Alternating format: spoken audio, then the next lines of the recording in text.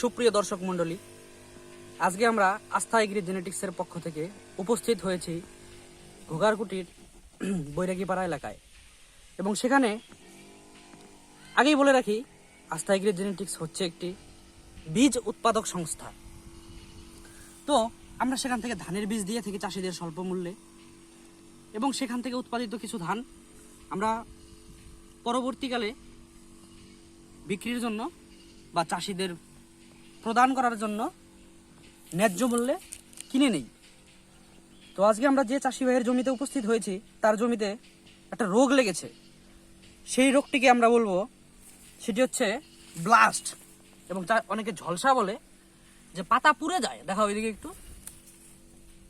পাতা পুড়ে যায় এবং কি হয়, গোড়ার দিকে পচন ধরে, এবং সেই সঙ্গে অনেক জমিতে মাজরা পোকারও উপদ্রব দেখা যায়।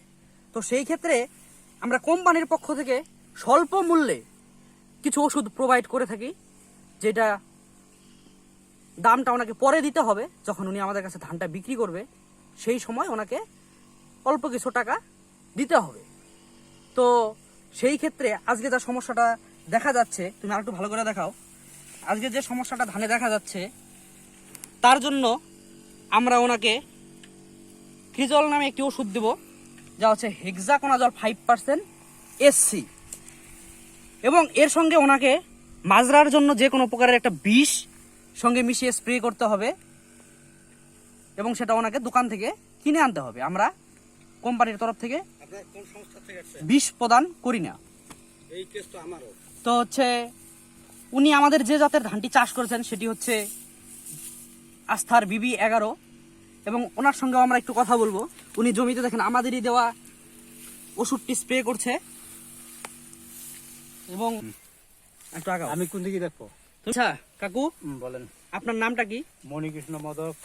আচ্ছা, আপনি তো আমাদের আস্থা এগ্রি জেনেটিক্সের BB11 জাতের ধান নিয়েছেন। হ্যাঁ, আমি তো BB11 ধান নিয়েছি। আচ্ছা, আপনার জমিতে একটা রোগ লেগেছে, তাই তো? হ্যাঁ, রোগ তো একটা লাগছে। হ্যাঁ, তার জন্য আমরা আপনাকে ওষুধ দিয়েছি। ওষুধটার নাম কি? ওষুধটার নাম হচ্ছে ক্রিজল, এবং এই পচার জন্য এই ওষুধটা কাজ করবে। আপনি সেই ওষুধটাই তো স্প্রে করছেন। আর তাহলে ওষুধটার নাম হচ্ছে ক্রিজল। হ্যাঁ, দেখতেছো, এটাই আমি সবাইকে ধন্যবাদ দিলাম।